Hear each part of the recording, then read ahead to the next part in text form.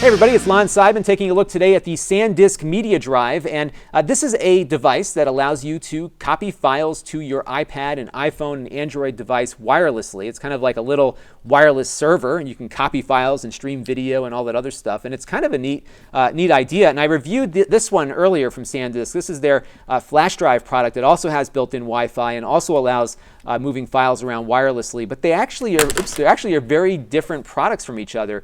And I'm going to kind of go into detail on this one, but you should also check out my review of this guy because this one does things a little bit differently, and there's things on here that might work better for you than this one and vice versa. So we'll do a little bit of a comparison, but we're going to focus our detail on this one. So without further ado, let's take a closer look at the product here. And as you can see, it is a very attractive unit. It's got a metal aluminum band around it, which is very nice. Power button on the front has 3 indicator lights to let you know what it is doing. By the way, you can connect directly to this via Wi-Fi, or you can connect it to your Wi-Fi network. So you're able to essentially use your internet connection as well as connect to it with your wireless device. And it's kind of neat when it gets back into, like once you set up these wireless access points that it can access, when it finds one, it just connects to your network automatically, which is really handy, especially if you move it back and forth to the office or something like that. So kind of a neat approach to that. It makes it very useful. Not much on this side. On the back here, you have a USB connector, and this plugs into the computer. Now you move files from the computer onto this thing, not via wireless, but it just shows up as a drive on your computer. And when it's in that mode, it's not on the wireless. So you can't connect it to the computer and use the iPhone or Android device simultaneously. So you have to disconnect it or disable the USB file transfer mode, and then you can reconnect it with your device there. Now another neat thing on here, oops, we're going to get to that in a minute. Another neat thing on here is that there is a SD card slot. So there is 60, on this particular model, there's 64 gigs of onboard flash memory built in, and then you can take any SD card that's compatible. I suppose I should probably use a SanDisk card, but this was the only one I had in the hopper at the moment. You can pop this in here, and then you can access the files on that flash drive using your iPhone or with your Mac or PC. In fact, when you plug it into your PC, it actually works like a card reader. So it shows up as a separate drive, and you can get at all those files and whatnot. So pretty neat. So let's take a look at the app, and we'll do that, and then we'll compare it to this guy at the end of the video. So let's take a look at the software.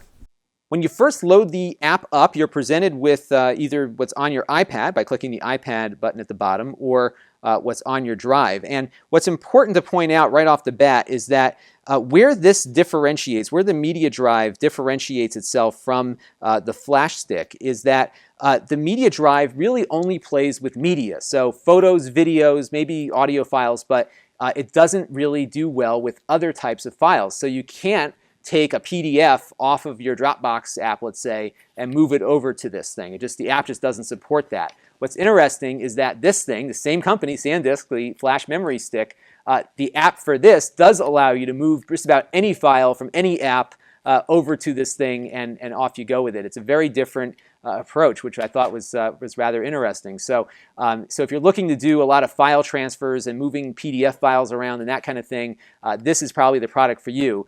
This is certainly a lot better at managing media, and we're going to spend some time now taking a look more about how you do that. So pretty much, if you want to look at what's on the drive, you make sure the Drive tab is selected, and now we're browsing photos that are on my media drive here. So if I want to take this one and just hit the button here, I can add it to my iPad camera roll. This came out of my one of my Fuji cameras upstairs, so it copied that over just fine. And then if I wanted to, I could then hit the home button here and go to videos, and it will look at both what's on the media drive's internal memory as well as what's on its SD card. So for example, this file here is on the SD card, and I'm going to just play it, stream it over the wireless network right now.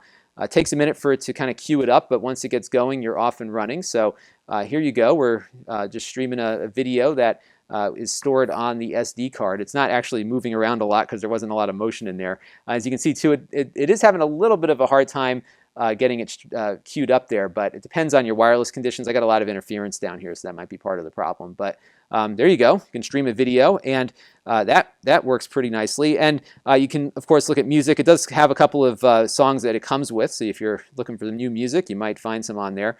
Then there's some files. So, for example, like I can go into the media drive and pull off the Quick Start PDF. But again, what's interesting is that I can't load it in the app. So where that Flash Connect stick, this thing, the app will allow me to load up that PDF file and view it. This one I have to choose where I send it to. So just keep that in mind, that really this is really very much media focused. Now you saw before that we can get access to what's on the card in addition to what's on the media drive itself, which is nice. One thing you can't do yet is you can't have the device transfer from the SD card to the internal memory and back again. It doesn't really have a way to do that yet. SanDisk has responded in a couple of comment forums that they will be adding that functionality, so you could really use this as kind of like a holding tank or a backup device. If you're out in the field with your camera, you could eventually stick your SD card in here, copy the files into the internal memory, and have a backup, which is always helpful if you're doing some really important media work. You can have that ability to have some peace of mind that you can do a backup in the field, and I think that's going to be a nice feature when they add it. You also have some settings you can focus on as well, so you can hit the settings icon here at the bottom, and the app I found is a little flaky sometimes. I do get some freeze-ups like I'm getting right now, so hopefully this will, we may have to take a quick break here and pop out of the app and pop back in, so I will do that. All right, well, we had a crash of both the device and the app, but we're back in action. So I just wanted to show you just briefly, there's a way that you can connect the drive to your local network so you're able to access it without having to tie up your Wi-Fi connection. So when you first get it, you have to connect your Wi-Fi directly to the device. And when you do that, your iPhone, your Android, or your iPad won't be able to connect to the internet also. So what they do is they offer a way here just through this connect to internet option that you can tell it where your local wireless access point is in your house so that it'll connect to that, and then you can connect to it over your local network and still be able to use the internet. But you can't access this on the internet. It just allows you to connect to it locally when you're home or in your office network or whatever. So pretty neat little idea that they did that. The other one does it also, and actually makes it really useful so you're not giving up your internet connection when you want to get access to the drive. So that's pretty helpful there. The one last thing I wanted to show you is that at least on the Apple platform, you can play copy-protected music or movies that you bought from the iTunes store. So let me show you. I've loaded up a protected file, one that I purchased. Now you have to make sure that your iPad has been authorized to play that content from the iTunes store. So you make sure it's on your account.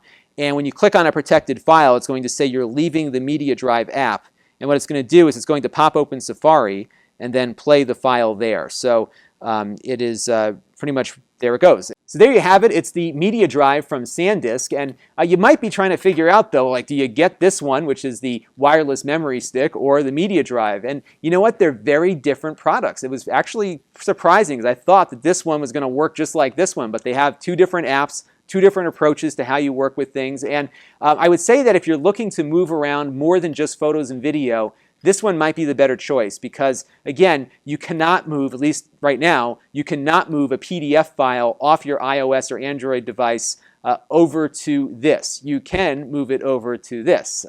You can go the other way, so if there is a file stored on here, you can bring it over, but the app is really limited to media. I did find that navigating the app for this, as far as moving media around, was a lot more intuitive for the Media Drive than it was for the Connect flash stick drive. So, you know, you've got your choices here. I think if you're, really focused on media, this one is probably the better choice. But if you're looking for a more all-around kind of file moving in or out kind of activity, this one is probably better for that activity. But both are excellent. They're very well designed. I've been really using this one a lot. I'm really quite pleased with it. And I'm thinking I'm going to find some pretty helpful uses for this as well, especially kind of moving photos around a little bit easier to my wife's iPad. So this is Lon.TV. Thanks for watching, and we'll be back again with more products soon.